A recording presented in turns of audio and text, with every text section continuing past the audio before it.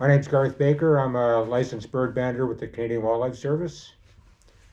I'm licensed to band birds of prey, and tonight we're banding saw-whet owls, northern saw-whet owls.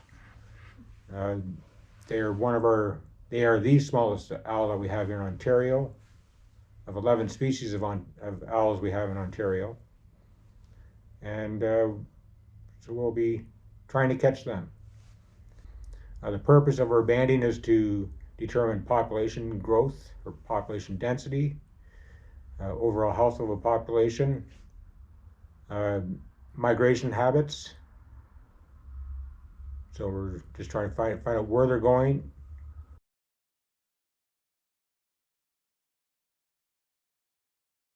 I met a gentleman at a nature club meeting down at Scanlon Creek.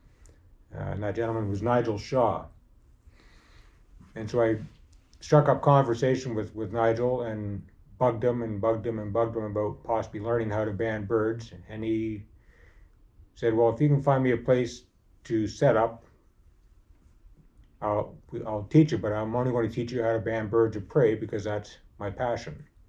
So we asked the owners of this property here at Innisfree Farm, Barbara Heidenreich and Richard Hawkins, they own the property here, and they gave us permission to set up the banding.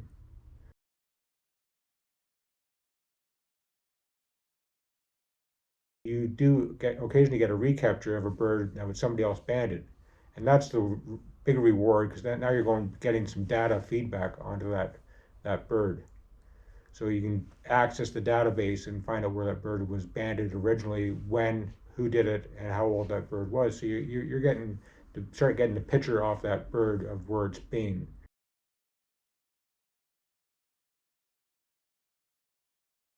The longest recapture I had was an owl that I recaptured 2 years ago, and it was banded in Saskatchewan, just outside of Swift Current, Saskatchewan.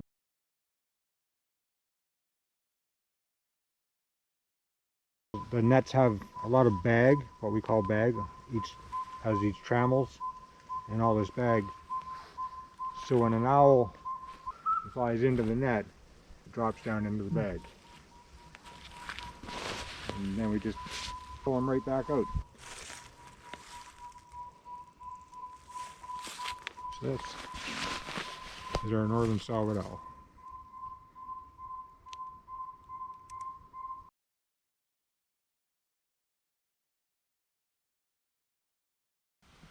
So the ears are,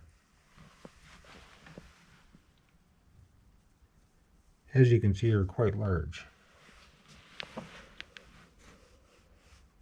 which enables them to hunt better at night, obviously, because they can't see very well. They have great eyesight as well, but they do probably 75% of their hunting is with their ears.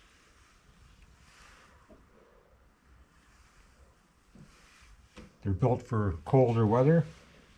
They have feathers all the way down their feet, their toes, to keep themselves warm. They do have specialized pads on the bottom of their feet to give them grip when they're perched. And they also have one of their toes that can go to the back. It can oppose to the back, so they have 2 toes forward and 2 toes back.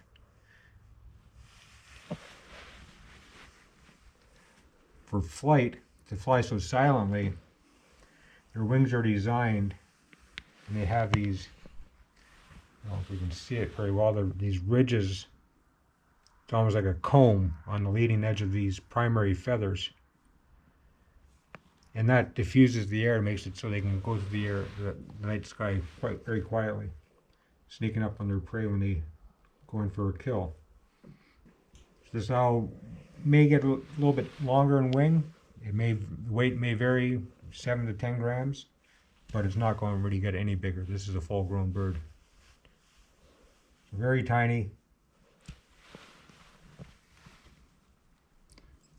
The pliers are designed for this band size, so we cannot close it any tighter than what the band is designed to close to.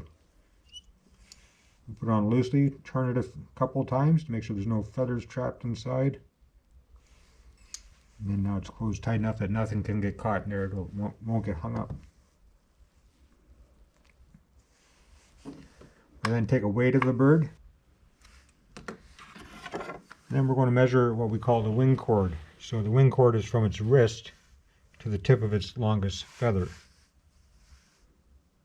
And we're just trying to get the natural curve of the wing, so we're not forcing the wing down. So it's 137 millimeters.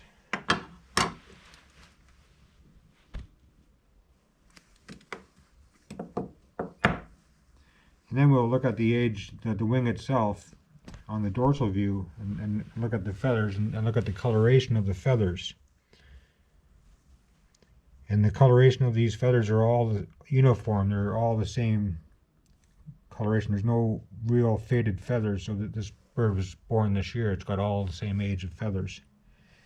If it had been an older bird, there would have been paler feathers, which would have been retained from the year before, or maybe 2 or 3 years before. To determine the sex, we're going to use this chart here.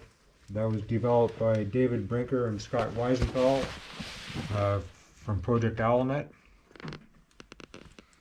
And so they've done many captures and measurements of the wings and weights, and taken blood samples, feather samples to determine male or female.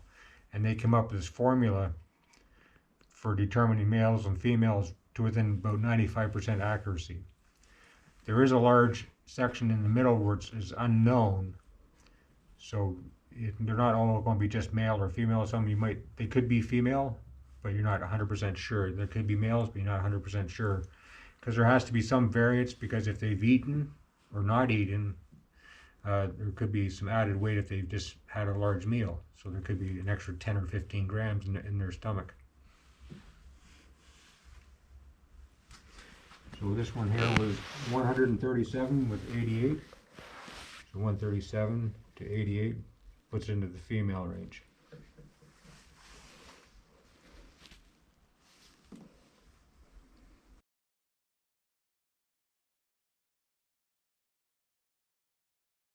So if you were to find a bird that's banded, whether it be dead or alive or whatever, you can report it and get information back, even if you're not a bander. So just the public, if you find a bird at the side of the road, or that's been hit by a car, say, and it had a band on it, you could call up that number or go to the website and submit the band number, the actual band number. Even if you don't know the species or anything like that, just give them the date and the approximate location that you found it. And they will, if it's in the system, they'll email you out a certificate of where it was banded originally, how old that bird was banded, and what year it was banded.